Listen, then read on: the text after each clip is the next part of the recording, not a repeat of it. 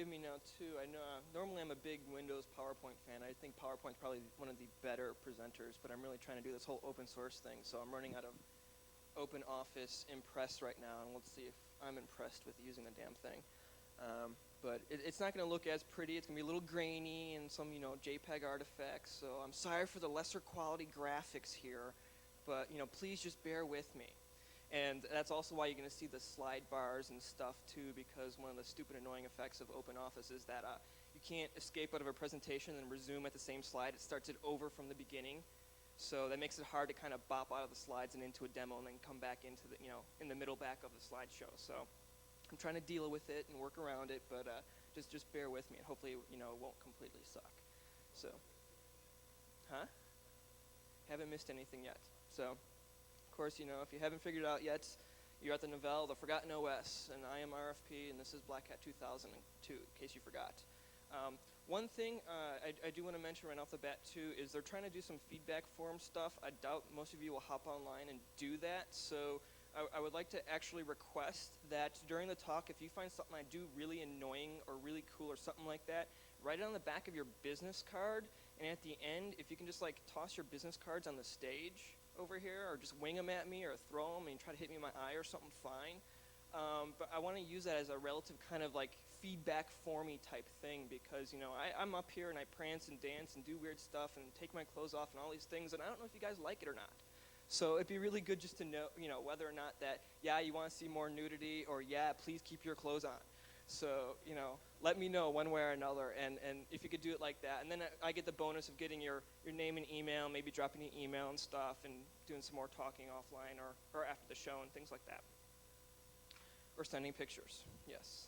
I get lots of requests for the original slide backgrounds and all the original graphics too, so if you want those, just email me. That's Melissa, or Alyssa Milano, in case you guys don't know. So, and this slide is obviously very different than what's actually printed in your big book. Why? Because this slideshow was made a couple weeks ago, because all these problems are relatively new. So you don't have the print of the slides. You can get it online from my website, and it'll also be given to the Black Hat website. For those of you not aware of what my website is, it's right there at wiretrip.net. All right, so let's start. Little introduction. This talk is going to be network-centric. You'd think from the title that, we're not going to be talking about Windows all that much. It's going to be basically dealing with all the web problems that are found in default Novell installations. All this stuff is turned on and there. I'm not going to really be focusing on anything non-web related. I like the web. That's my playground, and that's what I know the best. And there's lots of areas, lots of web-related things to play with, too. So it's enough to have a whole speech about. And, of course, a lot of these are publicly unknown, quote-unquote 0-day. While Novell knows about them, some other people know about them in some capacity, but it's still not public. There are underground people. I just found out last night that one of the bigger problems in my presentation, I guess, was talked about on some private mailing lists in the past week. I think in response to the fact that I announced that I'm having a Novell talk, they went and found the same bugs and stuff. But, generally these problems are not publicly known. It'll be news to hopefully most of the crowd. The whole 5 NetWare admins are actually in the crowd. You guys raise your hand if you actually use NetWare. So, all right, so there's a couple. So, you guys will probably do the whole Lotus Notes talk thing where at the end I show how bad it is and y'all run out and call home and, tell them to fix the stuff right off the bat. So we'll see. And, of course, everything I mentioned here has workarounds. It's not like I'm going to do something devastatingly evil and then say, oh, and you're screwed. Just live with it. So you can fix all of this stuff on your own right off the bat. So it's not going to be horribly devastating, hopefully. And, of course, why NetWare? Well, NetWare 6 actually has a bunch of new web-enabled services. NetWare's actually ditched, or I don't want to say ditched, but they're moving away from the IPX model and focusing more internally on the product using IP, Internet Protocol.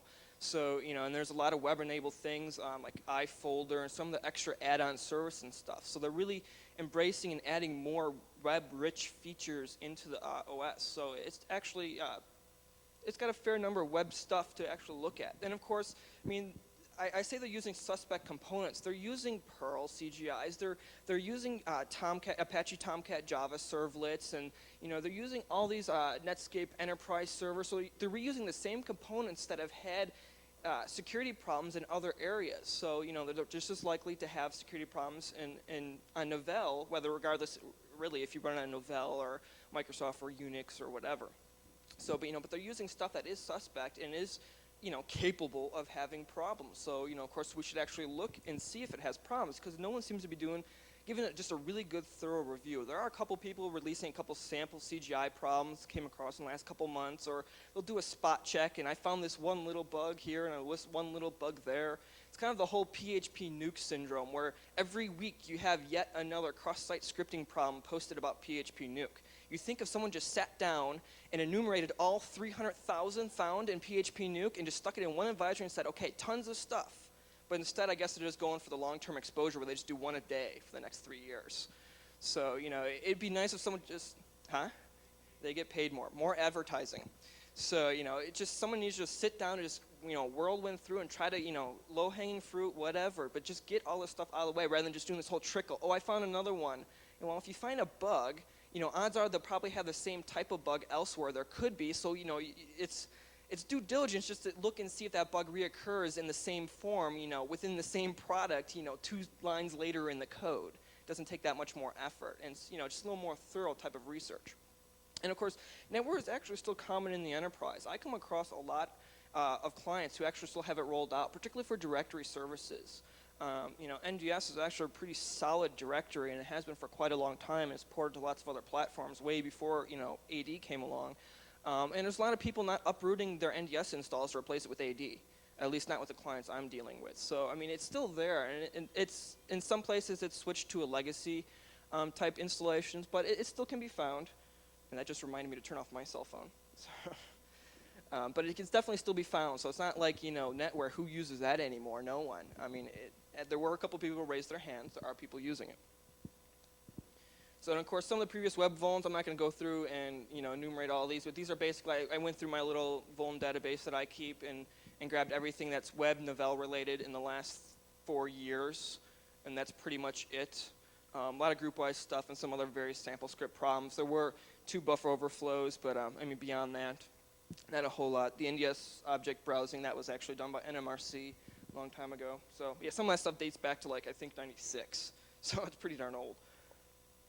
And of course, what platforms I've actually looked at, a lot of these problems were found in the last 3 to 16 months on any platform, including NetWare 5.1, generic, no support packs, and then SP4 applied on 5.1, and of course 6.0.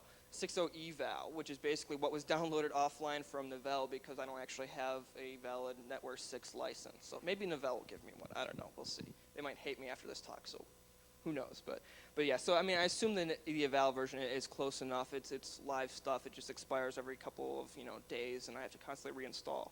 But for the most part, those are the platforms I'm looking at. I'm not looking at InternetWare 4.0, 3.0, anything earlier. And I'm not really focused on the various layers of support packs in between 5.1 and 5.1 SP4. Just kind of default with nothing, the default with the latest support pack, and then beyond. And there's actually not a whole lot of web fixes for SP4 beyond. I think there's one, and I did apply it. But there are a couple updates beyond SP4, but nothing that really counts as far as this is concerned.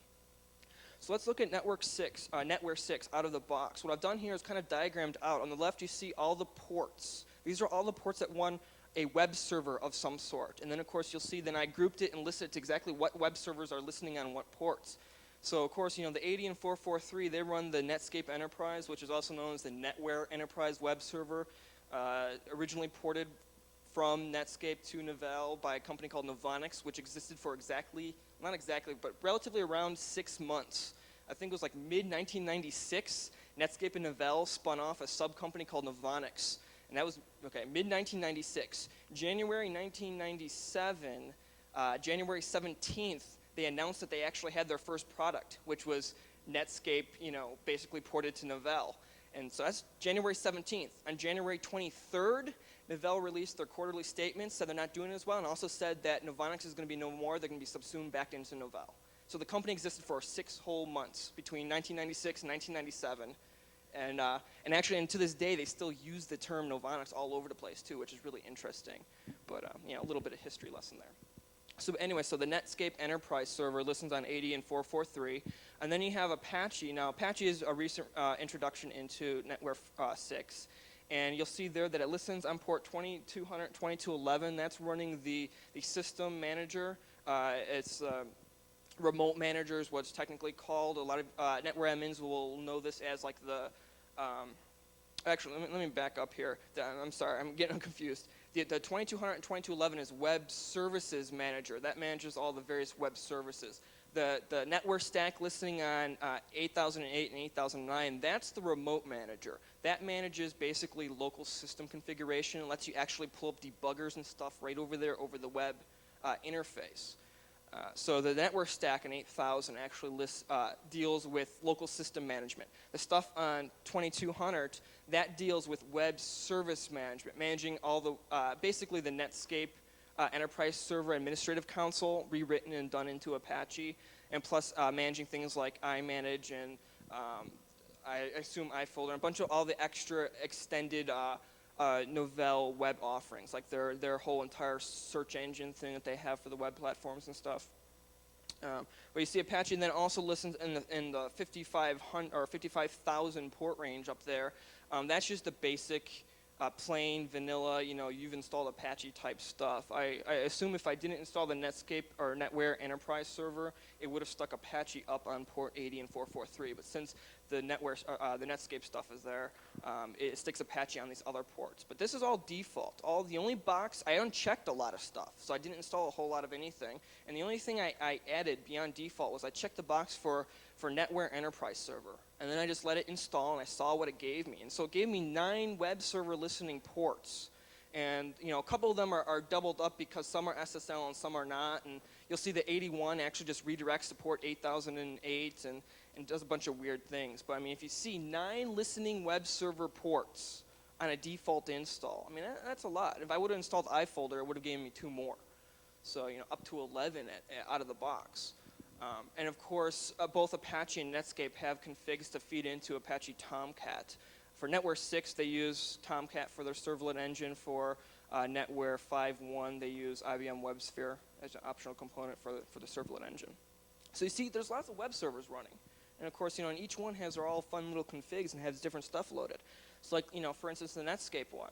I mean, it has both servlets and anything .jsp is given off to the servlet engine, the Apache Tomcat. Anything in the SP directory, as well as ending with ASP or NSP, is given off to this NSN Net Basic Scripting Handler. Anything in the LCGI directory, it functions as a CGI bin, it's just basically precompiled CGIs and stuff. Those are programs to run. Anything in the Net Basic directories and the NSN directories are yet more Net Basic weird add-on script handlers. Then you have anything in the Perl directory. It has a bunch of Perl programs that you can run and do.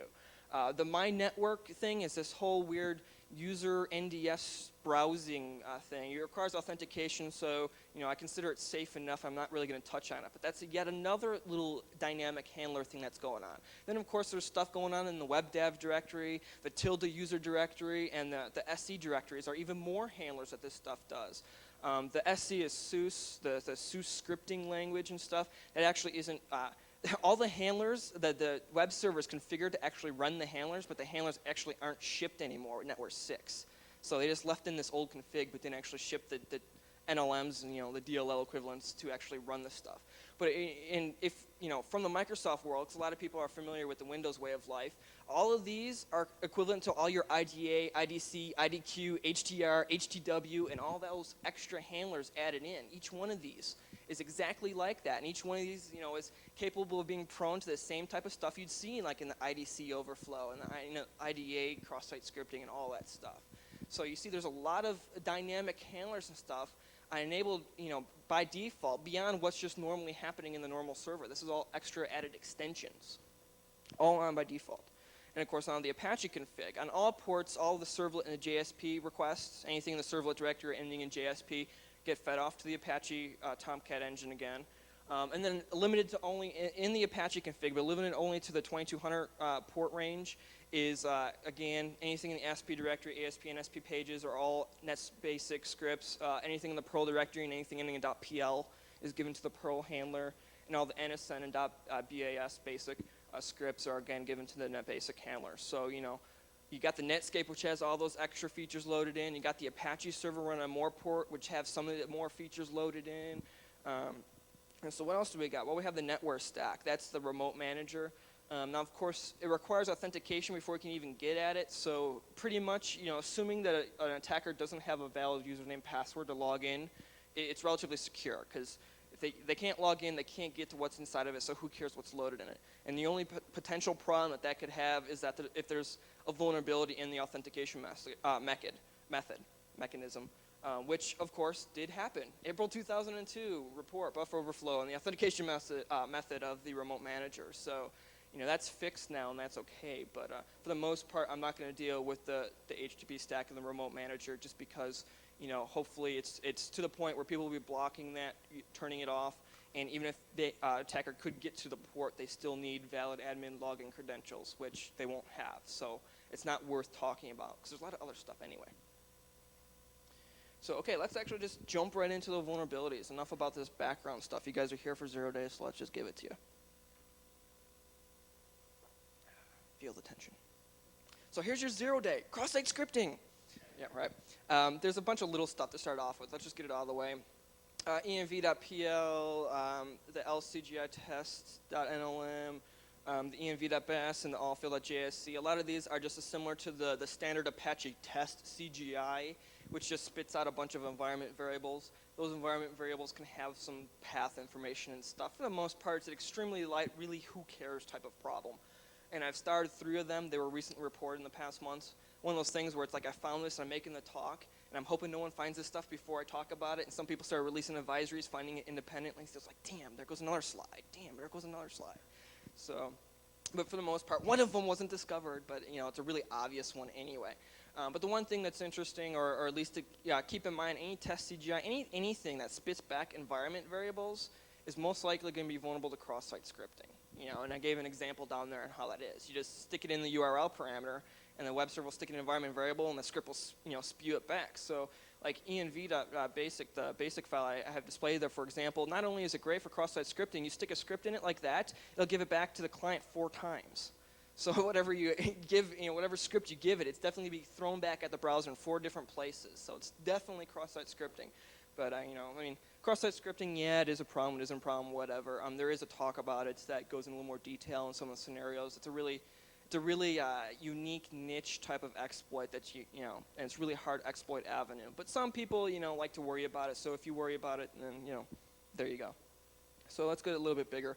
The NetBasic handler is pretty interesting. The way the NetBasic scripts are written is that in BASIC you have a bunch of subroutines. So you define your logic in your subroutines. And what it is when you call a NetBasic script, it just executes the main, literally the subroutine named main, and executes that subroutine. What's really interesting is that you can then call, or you could tell it to just execute different subroutines by using the colon in the subroutine name.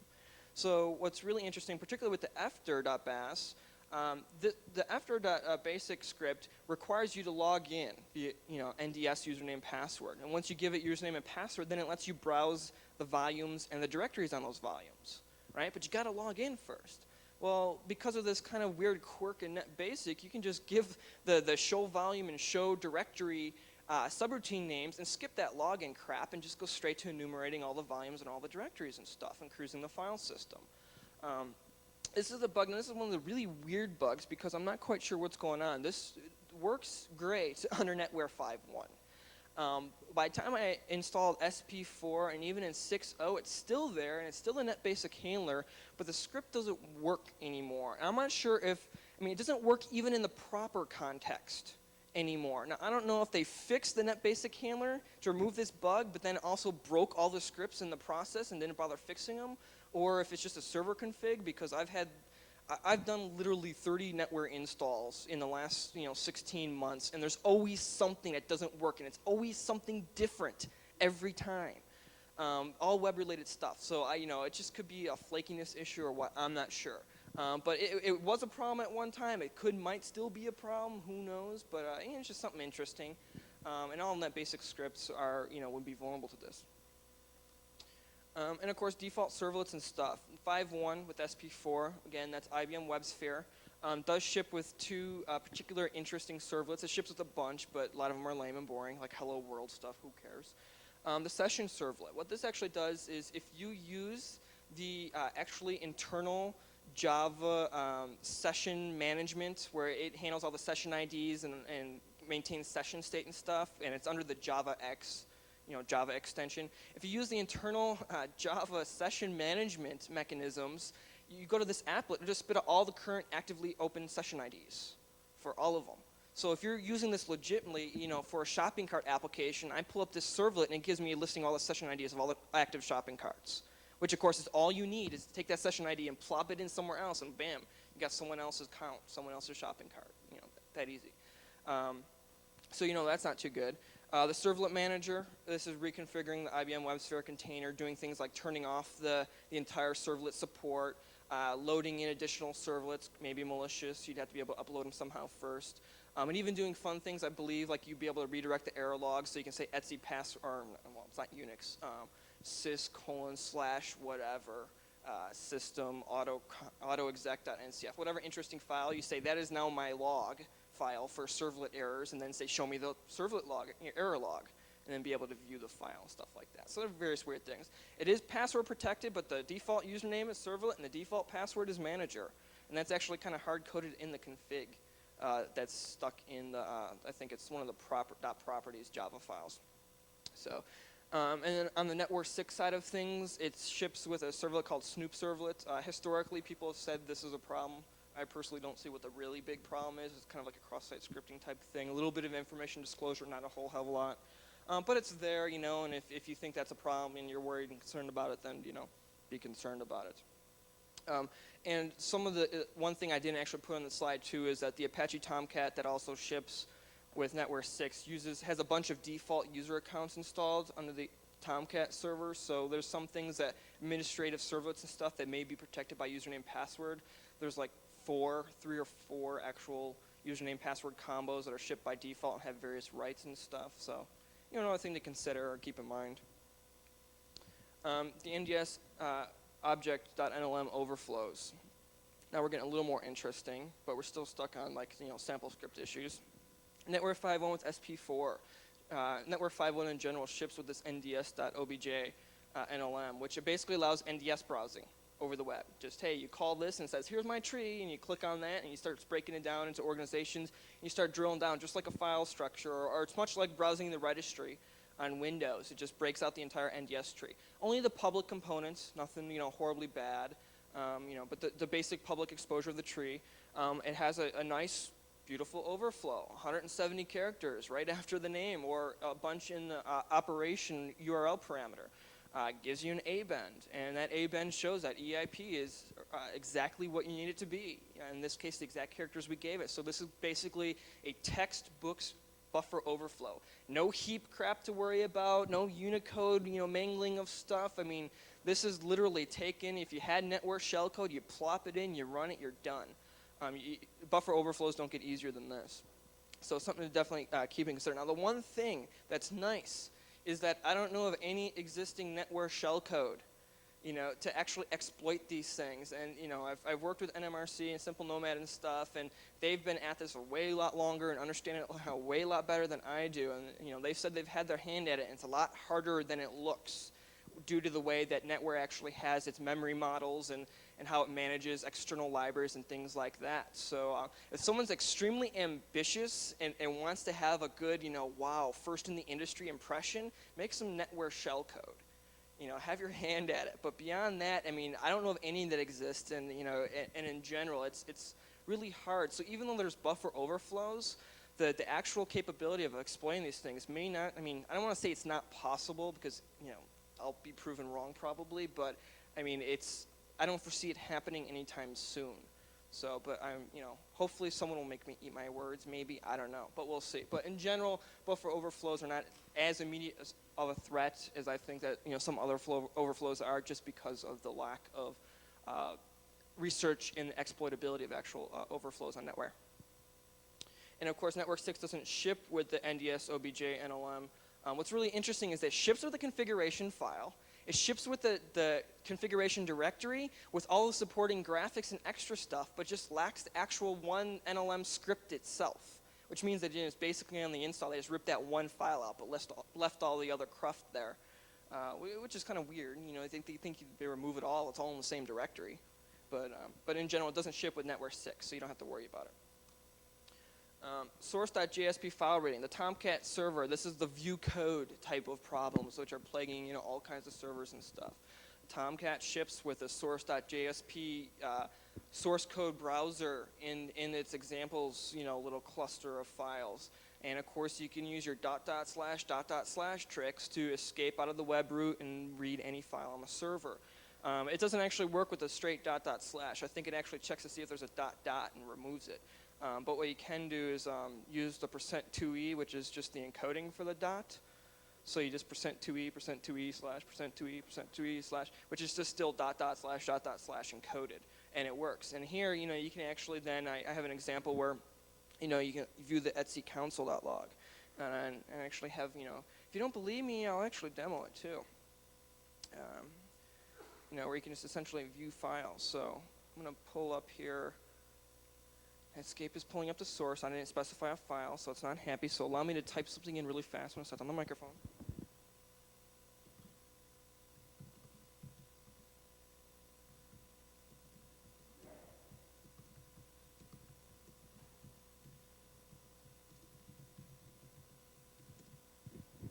All goes to plan. Okay, so there's my console.log, right? This is just, a log of all the various things that are going on in the network console and stuff. So you can see you can just start fetching files.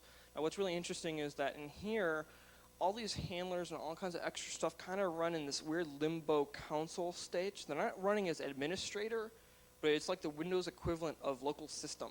So it's like beyond administrator. It can actually get at some stuff that even probably administrator couldn't get at. And there might be a way to tweak some ACLs to keep this from happening, but you can just cruise around and look at any files you want. And of course, reading files, okay, yeah. You can potentially snag the NDS files from the _netware directory. Now, for those of you not familiar with NetWare, NetWare keeps all of the Windows equivalent of its registry and passwords and stuff. It keeps it in this _netware directory, which is actually not normally viewable and accessible going through normal NetWare means via just shares and directories and stuff. But it keeps all these various files in there, and that's what essentially username, passwords, and all the other internal configuration options. And essentially also equivalent to the Windows SAM. Now we all know you don't want to give out your SAM file because then they pop it into LoftCrack and then crack your passwords and you have everything, right? Well, this is the exact same stuff. And using the source viewer, source.jsp, you actually can request those files. The problem is source.jsp does do a little bit of mangling and adds a little bit of HTML to header and footer.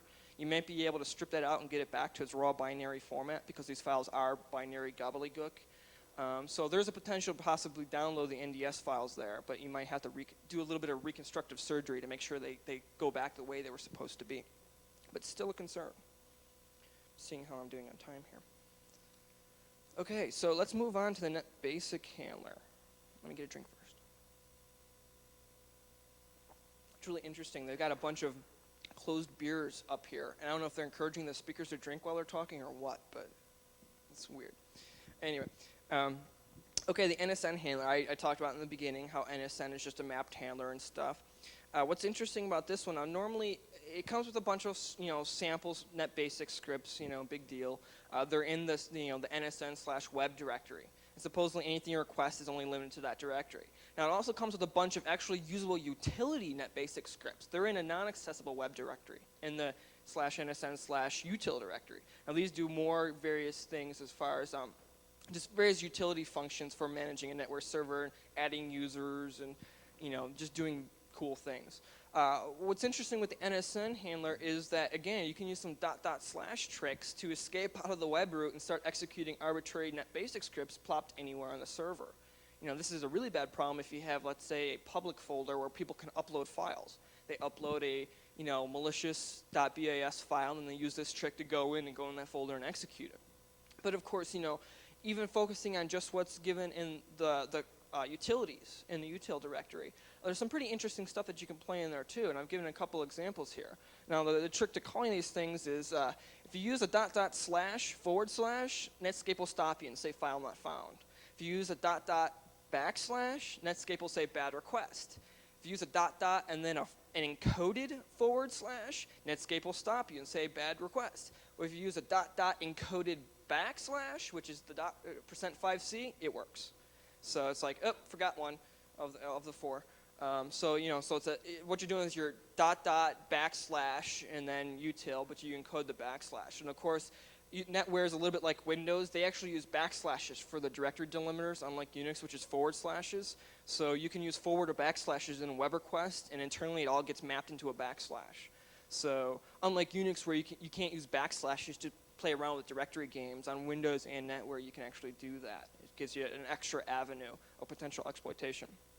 So I can give you examples. Now, of course, I actually have a NetWare running in VMware, so I'm actually exploiting a real server here. I'll show you the fact that there is a bunch of cool, interesting stuff in the NetBasic directory. Give it a second to load up here.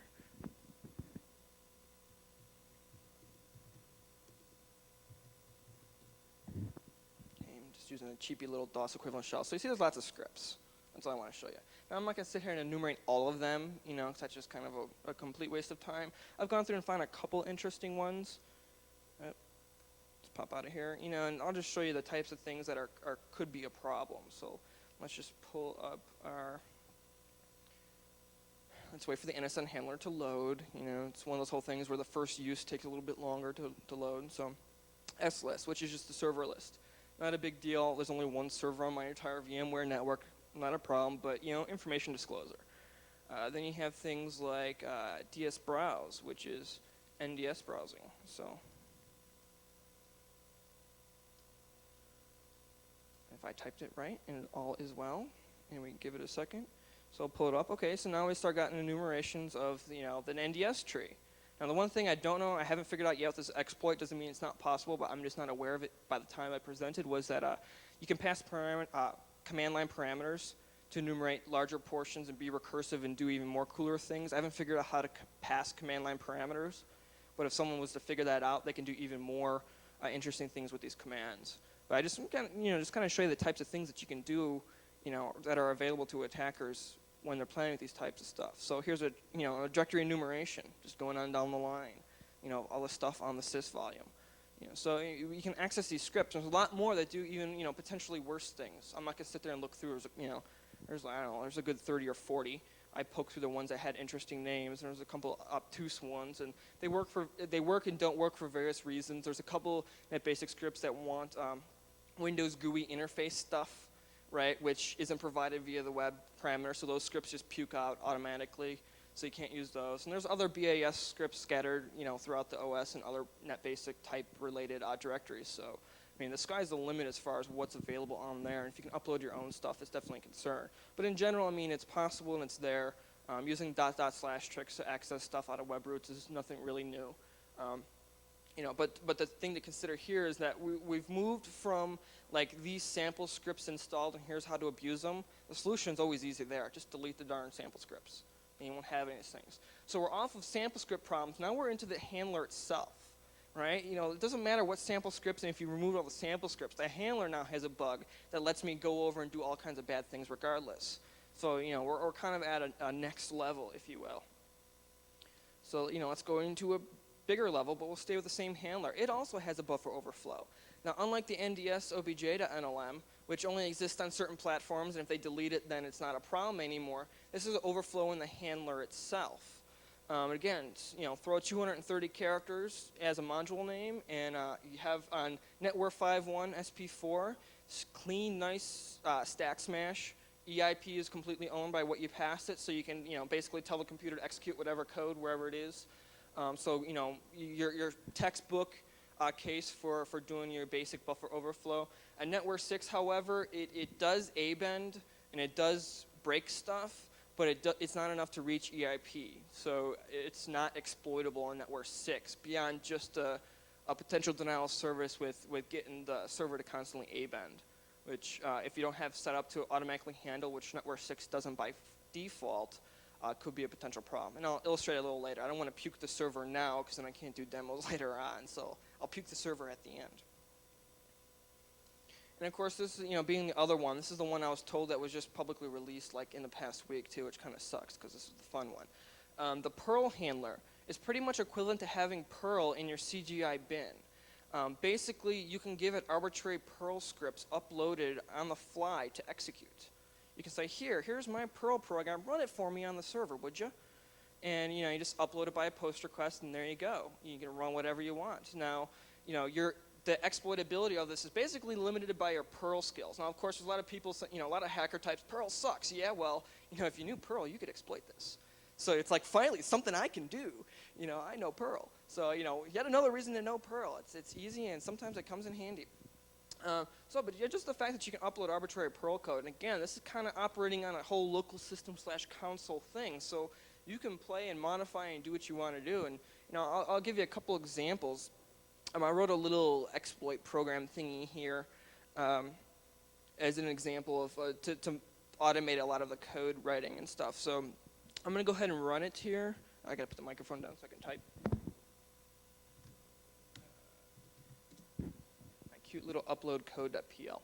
So what I'm going to do is actually upload code to go into, let's upload code. I'll write code right now live code writing on screen, to go ahead and add an extra line to the network startup script. Now, network admins and stuff, I'll go ahead and show you what that script is like, and I'll prove that it wasn't already rigged and done.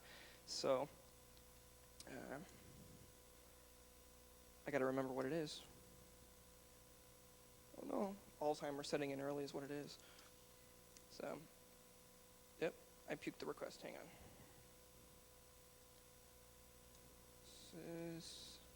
This is the cute little graphical edit program. System. I got time to kill, so this is really what these demos are supposed to do. It's just, keep you entertained by moving pretty colors and me typing. So, all right, so there's the file. And I'll go to the end, and that's the end of the file. My last line is this load netware 5 idle, which is actually just a one-line tweak for VMware, because netware under VMware doesn't give back unused CPU cycles. So if you don't load this extra idle module, VMware just sucks up the entire CPU and doesn't give anything back to the host OS. So you have to trick netware into playing nice under VMware. File's fine. I have to escape out of it. Now let's go ahead and let's do something evil here with our little Perl thing. So I'm going to write some code. You can probably see it at the bottom of the screen. I know it's kind of faded, but bear with me.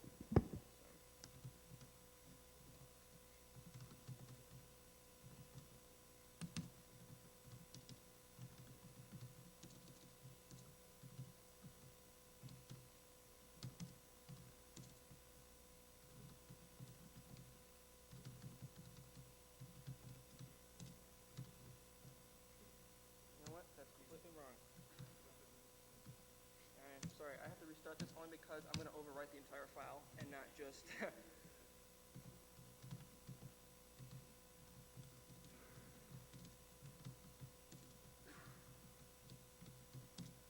I know watching me type is not necessarily the greatest of things, but, it just shows it's this easy in 3 lines. Actually 2. We'll cheat and use some Perl stuff. I only use 2 lines, so I'm going to upload that. And if all goes according to plan, when I go in and I'll edit this file and cross my fingers, and there we see my line was added. So the next time this server is restarted, load evil.nlm, whatever that would be. And of course, I can put in whatever. The biggest one being load our console with a static password being whatever password I chosen. In which case then turns on basically telnet access equivalent, our console access, to the network server so I can get in. Now, editing this file is, fine. Yeah, you throw them in there. Next time the server reboots, who knows when that's going to be? Do you have a way to force the server to reboot? Maybe via Perl you can down it and reboot it and stuff. I don't know. I haven't really looked into it that much because I didn't really care all that much. But you're editing system configuration files at this point. That simple, that easy. Now, the other thing I remember I was talking about having access to that NDS file where all the username and passwords are saved. Having access to that, there are cracking utilities for it. Pandora from NMRC actually cracks netware 4 and netware 5. I don't think it'll crack 6 yet, right? Yeah, it won't crack 6 yet. Maybe they'll add that feature now that there's a more reason to have that feature. Don't know, but in general, there are possibilities for offline crackers, pretty much in your loft crack style. So I just want to show you then, you can just as easily download the SAM file, or essentially the password file. So I just requested the nds.01 file. It's not there in the web directory. So now let's go to my cute little uploader thing. I wrote a small little script I'll show it to you so you don't think I'm pulling wool over your eyes. Right, if you see the script on the bottom, all I do is open out the NDS file and open it up in the web roots, and then just copy all the contents over. Basically, all I'm doing is making a copy. But Perl doesn't have a cute little one-line function for copy. You have to open a file and open another file and read from here and write into there, constantly until they're all done. So that's all this script is doing, is just opening the two files, and while I'm reading from one, writing into the other, and then closing them and being done. So this is just going to copy, hopefully, the NDS file from the hidden registry directory into the web root directory where we can download it. So let's run my cute little Perl upload, and I've got a cheat so I can upload pre-made external files. So, and there we go, so done. Now if I go over here, and hopefully if I request this is the whole, it's about 1 meg NDS SAM file, equivalent. All the username and passwords are embedded in there. If you scroll down and go through the gobbledygook, as well as server config, system accounts, all that stuff. Just like downloading the entire Windows registry. And you can go in and tweak and modify values, do all that stuff. So, pretty uncool stuff, and please understand, you can essentially own the server by using these tricks. This upload arbitrary Perl thing, the server's yours. You can shut down, unload NLMs, load malicious ones, upload arbitrary code, upload scripts, modify system configs, download passwords, put in Trojan NLMs. So you can download the dev kits for all the NetWare stuff online off Novell.com. It's all free to be able to compile and write your own NLMs. So, pretty much the sky's the limit, and you have full reign on the system. So this is a big problem. You definitely just don't want to leave it there. So, of course, we got these big problems, and, some of them are scary, and the cross-site scripting ones aren't. Fine. Well, mitigating them is not too tough. Again, sample scripts, delete them. You don't need them there. They're not doing a whole lot of anything anyway. I had one client, and only one client in my entire life, who made an application based around a sample script, right? And so they had to leave one of the view code sample scripts there because they were using it for something stupid. They made their own IDE around it. But beyond that, you should be able to blow away all those sample scripts. No one should be using them. Why people don't do that off the bat, I don't know. So, but delete the sample scripts. Unmap all the handlers, preferably all of them, but a better way to phrase that is all of them that you're not using. If you're using that basic and stuff, then you're kind of between a rock and a hard place because you depend on the functionality, which of course has vulnerabilities in it. And then, it's a matter of getting a patch. But as for a workaround, just unload all those handlers, and it's not a problem. Question? In that original configuration file, way back in, it was slide 5. I showed all the SP directories are mapped to this, and the NSN directories are mapped to that. If you're really concerned, I have a little time, so I'll go ahead and show you what the exact config files look like and what you'd have to change. So let me just load those up.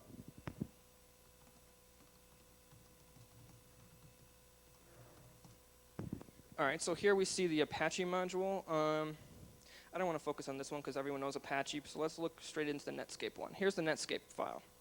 And let me make this a little more readable here. All right. Okay, so what you can see is all these extensions, you'll start seeing them here. Here's all the .asp and .nsp extensions. Just uncomment out these lines. Here are all the other loads for the other extensions. Again, uncomment out these lines. If you don't need that support, comment it out, restart the server, and you won't have that functionality anymore, and you won't have those vulnerabilities anymore.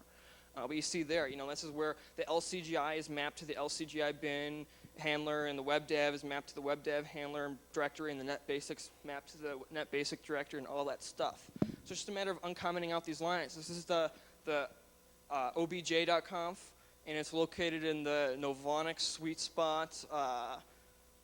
Then your HPS- your server name conf directory, your typical Netscape enterprise configuration files. Nothing fancy, nothing unique about this stuff. It's all simple. If you're a Netscape admin, an iPlanet admin, this is all old hat.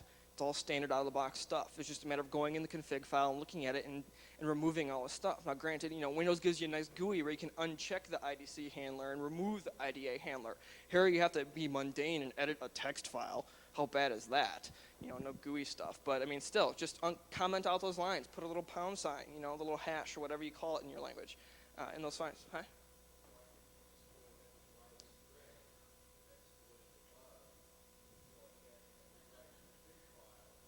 Yes, you could do that. Just write a cute little Perl script that goes in and cleans up all the configs. There you go. There's an idea for the next Novell Nimda worm. It'll go in, exploit the bugs, and clean up after itself and secure them. So that'd be a good bug. I'd allow that in my network. Let the worm in, and it'll automatically fix you. And then it'll leave and not, constantly propagate out. It may suck up your bandwidth, but at least you're secure afterwards. Hey, there's an idea. So, so that's a possibility. Who knows? Maybe I'll do that for fun. So we'll see. But the Apache config is pretty much similar. I mean, if you're an Apache admin, if you play with the config files, then you know exactly how to go in. Just do searches. Just grep for NSN and go through, and you'll find the exact spots where the NSN handler's loaded. You look at all the virtual directories and virtual mappings and the script aliases in your Apache config, and you can fix those just as easily. So, not rocket science. It's not very hard. You just have to pull up the config file, make some modifications, restart the server, and away you go. So, get out of there. Let's go back to the presentation. And, of course, one thing that's, you got to make sure you do, NetWare 6. And NetWare 5, whatever, when you A-bend, it says, hey, I had a critical error, not cool. I wrote the results to the A-bend log, just thought you'd like to know, and I shut down all the bad apps. If it was a hugely, bad A-bend that core system couldn't continue, it gives your blue screen equivalent of, hey, really bad processor shut down, can't continue, I'm puking and exiting. With NetWare 6, by default, at least on the installations I have, when something A-bends, even if it's just a minor, teeny tiny, who cares about it, userland app program, CGI script, this A-bend log comes up, stops the entire server, and says, whoa, bad stuff happened. User, should I write this to a log? Do you just want to quit? Do you want to scream and panic and fear? Gives you this cute little menu option. But the thing is, it stops all processes in that state.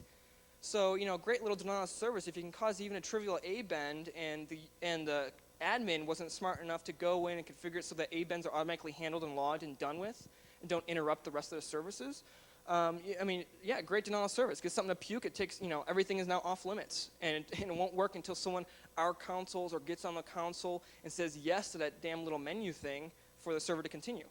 So, and I'll go ahead and show that to you because that was the whole NSN handler overflow.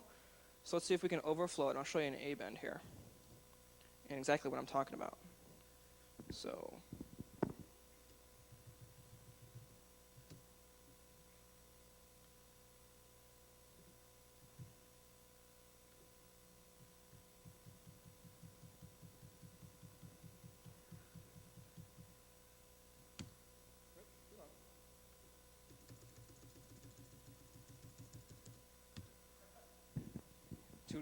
I got a little ambitious in my buffer overflow, way too big of a buffer, or way too big of an overflow. So in the meantime, let's go over okay, so here we go, A-bend. Here's our little NetWare, I'm puking. Okay, press S, Y, or X to continue, please. And the problem is here, now if you go do web requests and stuff, things are not going to be responding because if you look right here, it says encountered a code in the server.nlm, right? The core functioning server. So, I mean, everything is stopped at this point. Everything is suspended. Does the R console function? I don't know. I bet it probably doesn't. So you might actually need physical access to the machine to actually say yes here. But I'm told it's it's a good practice admin thing to go in and set it up so A-bends are automatically handled. And I assume that, and that's a no-brainer move. But this is what happens when you don't. And unfortunately, this is default. So I hit my S here, and things go back to normal. And of course, I have to hit another key after S. Yes, do you really want to do that? And now things are finally running. That module is done, and the A-bend log now has a whole bunch of stuff as far as what was overflowed and the stack traces and all those things. Which also I want to add too for those actually doing research and being ambitious and trying to write NetWare shellcode. NetWare actually has embedded included debuggers. It's like, what is it, left shift, right shift, control, do a spin and chant something, and you can pull up a debugger. It's a weird key combo that's not normal, but you can pull up an entire debugger and get stack dumps and poke and read registry and all kinds of other stuff. So it's not like you need soft ice to throw on top of NetWare to be able to do this stuff. It comes with free soft ice for everyone if you get NetWare. or soft ice equipped. And what's really, really, really cool is that web remote manager console I was telling you about running on port 8008, 8009 have a web GUI version of the debugger. You can do memory dumps, stack traces, and all that stuff over the web. So you don't even need console access anymore. It's really weird, but yeah, it's all there. I mean, and I think it's actually really cool and really functional. But it's just really strange that, it's like I never debugged a system using an HTTP interface. That was a first for me. So, definitely interesting stuff. All right, so going back to the presentation. So, those are the workarounds. Now, of course, again, what happens if you're actually using these things? You're using the Perl handler or using the NetBasic handler. A simple workaround of removing the handler entirely is not going to work. Well, I've all these problems I've told the Novell, over a month ago, like mid to late June, I believe, is when it was. And, they said a lot of them, or some of them already fixed, particularly in the NetWare 6 SP1 already, which was out. And the ones that weren't fixed, they were going to fix in that support pack. And so the support pack was due out mid-August, early mid-August, so relatively around now or coming up. And the support pack 2 betas are already out. And those may or may not fix some of the problems. Hopefully they do. But in general, I mean, there's patches Novell's working on it, so it's not like you're stuck. But of course, I'm being kind of vague on it because I don't know. I don't know exactly what's going on. So what I'm going to actually do is actually invite Ed Reed, who is the security manager or the security czar for Novell, who's actually in charge now of all of this, and he's going to kind of go over exactly what patches are coming out when and some other fun security things going on at Novell. So let me go ahead and pass the mic to him. Thank you, sir. I would introduce myself to those of you who don't know me. I was with Novell for about 5 years, up until about 2.5 years ago, and rejoined Novell at the end of June. And one of the first things that they did when they put me into the slot was to talk about vulnerability response processes. And would you please answer RFP's questions? So that's why I'm here today. We're recognizing that things have changed. We're not an IPX shop. In fact, as you point out, debugging things over HTTP, the motto inside Novell has been, we've got to be able to do everything right over HTTP. I just don't know if they quite intended that. But certainly, it's time for us all to move on and to change the business as usual process for Novell. And so we're really announcing today that we will begin publishing security alerts through BugTrack, through CERT, and through other places that you inform us in general need to be published to. We'll consider additions to that list. We have created a new website that's online today at support.novell.com/security-alerts, and would encourage you to take a look at that. What you'll find there is a list of some of the patches which have been published recently or which are coming back in in response to alerts that we've seen within the last 30 to 60 days or so, sorted by products. I don't think I'm doing that. Oh, is the battery? Okay. Sorted by products, and if you get a chance, I don't know if you got wireless here or not. All right, no, so we can't show it to you here, but you can take a look at it. So we'll switch over to this mic instead. Included on that page is a new class of thing that you can tell us. There have been defect reporting processes and customer input requests for new features, and of course customer problem submit mechanisms. Now there is a vulnerability issue support insert mechanism, so that you can tell us about your vulnerabilities. We don't yet have our PGP key up there, but we will try to have that up within the next day or two for you to use. so that you can tell us about vulnerabilities, and we will strive as we continue improving the process to make it so that you can track that progress with us as we work to resolve the issue and get the feedback back to you. We've created a cross-functional team internally that I'm the head of. That cross-functional team includes worldwide support processes, worldwide support services, who is actually driving the actual execution of the business process. Includes representatives from the BizOps, who are folks who help out the system moderators, or the moderators of the various different net news moderated groups that provide informal customer support. Product management, product engineering, public relations, legal, and you'll see their input to the process here in a few minutes. And we're putting new processes into place to make sure that we're capturing for tracking vulnerabilities as they are reported to us. You can provide us with the information through the Security Alerts website or email to secure@novell.com. And as I say, there is a PGP key for secure at the MIT PGP keyring key server, and we'll be posting that to the website as well so that you can provide us information in a secure fashion. In addition, the folks that work with the SysOps will be able to feed us inputs, and as well as customer calls, normal support vehicles, our own IS&T, and from what we find on people's websites.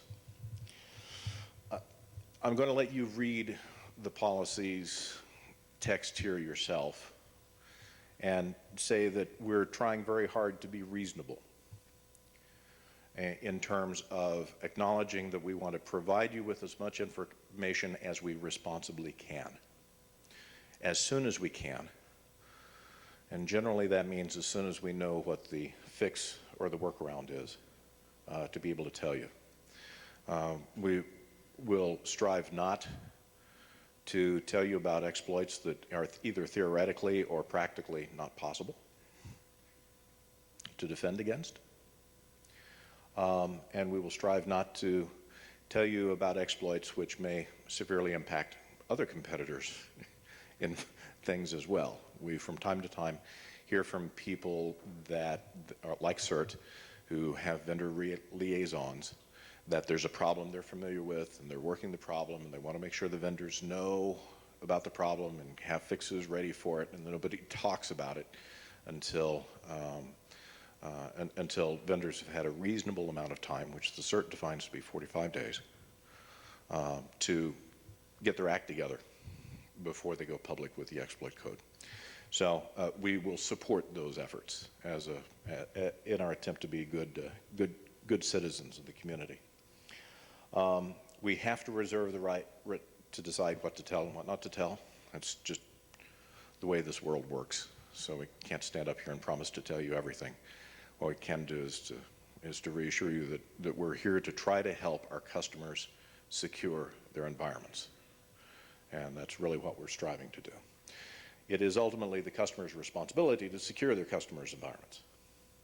And we see as an important part of our responsibility to help customers be able to do that. We don't commit to ship bug-free code, but we do commit to try to be responsible for it. So that's the list as it appears on the website this morning of various different exploits and things. And those links are all links to TIDs, technical information documents that include the patches to be downloaded.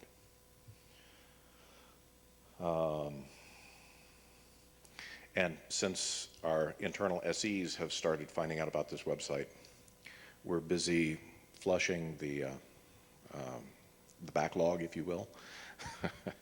And it is likely that you will see an unusual number suddenly of these things showing up, because we haven't done this before. The TIDs have been out there, but people had the devil's own time figuring out how to find them. And now we're about making it easier for people to find these things. And so there is going to be an increased degree of visibility and awareness of these things. And we don't think that's a bad thing. We just think that's recognition of the work that we've been doing to take care of problems up to now, and now doing a better job at communicating with customers. The CSP 8, which is the Consolidated Support Pack release that has been in beta and is getting ready to come out, I'm hearing may release Monday or Tuesday. So it sounds like it's good to go next week unless there are some new showstoppers hit. And they apply to a lot of these issues that had been identified, particularly the information disclosure and the cross-site scripting issues by, guess what? Deleting those files if they're installed, right? And suggesting that you not reinstall them on production systems, because again, this is largely about the sample code that's out there to show people how to do it. And we're revving this TID that I cite here to say this in English for administrators as well. As we get to some of the more entertaining things that RFP came up with for us to talk about, the NDS login brute force attack that was mentioned, I think we could sit around and discuss whether or not the NDS login lockout, password lockout mechanism would help keep the dictionary attacks from occurring. But we do recognize that as soon as you have some sort of an intruder detect user lockout mechanism, that in itself constitutes a denial of service opportunity, right? Because if you can take out individual users or systems along those lines, you can certainly become annoying. And there may be things that we can do to improve that. We'll take a look at it. As far as some of these session servlet and servlet manager issues, I've created some new issues for us to track internally so that we can take a look at and understand, whether access controls are being applied appropriately, whether there's a CH root mechanism that we can use to try to keep people from crawling around outside of the server routes that they're supposed to be working in. And quite frankly, I don't know yet. We're taking a look at those.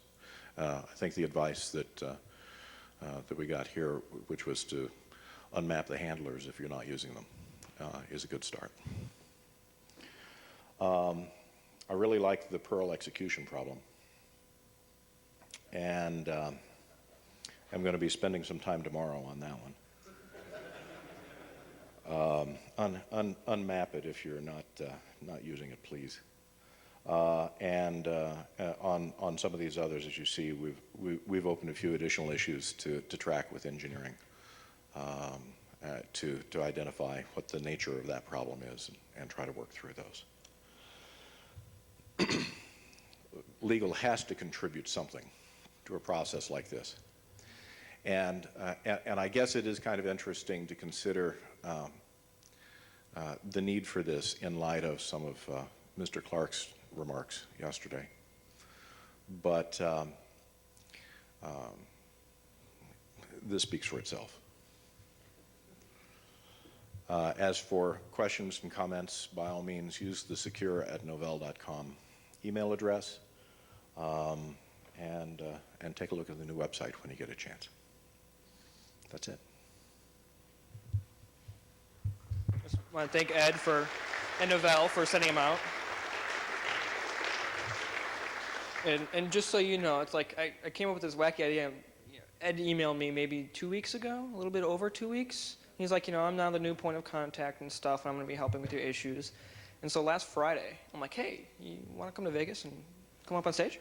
So Novell was able to turn around, in how many days? Like 5 days, they turned around and got a plane and got them out here, and they got all this stuff up and running, like, okay, we'll try to commit to getting it done, and they were able to do it, which is pretty impressive, and what they're trying to do is pretty impressive. I know some people are like, it's about time, they're getting up to speed, but looking at what it really is and what it's going to provide, particularly for the netware field, that's a big step. So, I'm glad and I'm really excited that they're doing that, and I'm really thankful that Ed and Novell were able to come out and talk about it. So we're kind of coming up on the last 5 minutes here. So, any really big immediate questions? And I want to say big, because if they're small, talk to me later, because I have a couple more small announcements that'll take up that last 5 minutes. So, anything that's a burning desire that has to be answered right now? So, no? Okay. So, now, of course, all this stuff is going to be on my website, wiretrip.net. I'll give a copy of the PPT to the Black Hat folks. So, we've got about 5 more minutes here. And I want to wait. There's more. We got some more stuff. It's the day of announcements. So I'm going to go ahead and turn over my mic here to some other people that are going to be talking about some other fun, interesting things that I'm involved in, other people are involved in that, it's not necessarily network-related stuff, but it's going to be cool community impact, big things. So with that ado, I'll turn it over to Steve Manswick from the Volnwatch moderator. So. Hey, how's it going? As most of you know, I'm the one of the moderators of Volnwatch, and we've got a few announcements again this year. Last year RFP was kind enough to let us announce the list at the end of his talk, and today we're going to announce another list. We're launching Vuln Discuss, we're calling it, and just like the name hints, it's essentially a discussion list around the vulnerabilities that you're going to see announced on Volnwatch. We found a lot of people do want to discuss vulnerabilities and discuss the alerts that are posted, and we don't allow any of that on Volnwatch. So this now gives a forum for people to discuss that. We've also added some moderators. I'm not sure if David Litchfield's in the room here. I didn't see him. He's one of the moderators we've added, and we'll be announcing over the next few days some more moderators, probably I believe 2 or 3 more. The other, probably the big thing, and probably the most important thing other than just another mailing list, we've started the Internetwork Security Information Services Initiative. And essentially what this is, it's a formal partnership between a few open source type groups, namely Volnwatch, PacketStorm, the open source Vulnerability Database Project, and the ALDOS Web Defacement Mirror. We're going to be continue on with the not-for-profit, vendor-neutral, completely volunteer organization. So if anyone here has got some spare time and wants to help out, hey, let me know. Shoot us an email. We'll gladly take the help. Essentially, what we're going to be doing is sharing resources between all of the different projects in a central location. So instead of having to run over to 5 or 6 different sites to get what you need, you'll be able to go to one spot and get everything. And we're all going to cooperate and work together. Probably the biggest impact out of this is the open source vulnerability database project. And I'm going to turn that over here to Charles to talk about. Next slide there. Hi everyone, I'm Charles. If you come to me afterwards, I'll tell you how to spell that. From SensePost, if you come to me afterwards, I'll tell you how to spell that also. I was asked to speak a little bit about the OSVDB. That's the open source vulnerability database project, which we're launching today. Essentially, the background to this project is that we want to launch completely open source for the community, by the community, free access database of vulnerability information. It's about as simple as that. The background to it is that SensePost, myself, and H.D. Moore from Digital Defense and some other guys had been building databases like this to assist us in the work that we do. And we figured it would make much more sense if we all got together and worked together. It would improve the quality of the data, ultimately help us do better work. So that's pretty much what's driving it. A whole lot of guys are involved, RFPs involved, Eric Parker from MindSec, the guys from cert.net, Steve over here, and a few other guys. If I've forgotten anyone, then I'm sorry. All these names. Basically, the status of where we are now is the website has been launched. We've pretty much clarified the concept, so we know what we want to do. Got a whole lot of the key players involved. At the moment, we're busy discussing the structure of the database, how it would all fit together, how it would link up to things like CVE and other databases, Nessus and their database. Once we've got that organized, we'll build the database, and then we'll complete building the front ends over which the vulnerability database can be accessed, and through which you'll be able to submit your submissions, I guess. And so we just want to encourage you to check the site out. That's the osvdb.org, and to give us your support. Any questions or comments, I think you can give them now, or you can join the list. What's that? It's We'll announce it on the website. yeah, it'll be on the website, osvdb.org, and yeah, join in. Are there any questions now, I think? Great. All right. So, kind of the whole thing with the whole Vuln Discuss and the ISIS initiative and the OSVDB is this whole, we have a lot of people privately and individually doing a lot of work. And the problem is, like, when it comes to vulnerability databases, maintaining a vuln database is a lot of work. I mean, Security Focus has an entire, company built around that, single fact. So, I mean, having everyone recreate, just reinventing the wheel and doing their own DB and populating and populating and populating 5 times over is nuts, because if they just join forces, that's 1/5 the work that each one has to do, and you got a little more redundancy and failover and more people involved, and it'll scale better. So, that's kind of what encouraged all this, and a lot of people are hopping on board because, all the people involved pretty much had or were going to have private vulnerability databases being built. So we decided, screw it, let's just make one big one, we'll all cooperate. And the key thing here is that it's not owned by anyone, and it's not going to be sold. And when I say the information's free, I mean literally free. And we're not even talking like, browsing a web interface search free. We're talking like download CSVs and MySQL table dumps free. Like, you get the literal entire database, SQL statements, data raw and all. And in all of that, there's a lot of process involved as far as feeding in from VulnWatch, being populated into the database, having links straight to PacketStorm for the exploits, and links like NeoHaps's archive straight to the reference posts, other people donating information and cross-referencing. We've got like a ton, 2 dozen, 3 dozen volunteers, online for entering in the information. And I just, I really want to comment, though, this is not just like a cool idea that's probably going to fall on the floor. The schema's done. The data is already coming in. The base population data is coming in from SensePost and DDI. They're volunteering what they already have, which is their full databases already. And we've got the people on board. The website's up. The servers are in place, and things are definitely cruising. And all of this came about in like 10 days, from start to where we're at. So yeah, we're only 10 days into it, but we have a lot to show for 10 days. And and give us another week, and we're probably going to have something for you to actually start accessing and using. We're going to cooperate with Aldis and PacketStorm and start having mirrors and propagating the data out. We're not about containing or controlling the data. We're just about getting it into one place and getting it organized so that anyone who wants to can get at it and use it.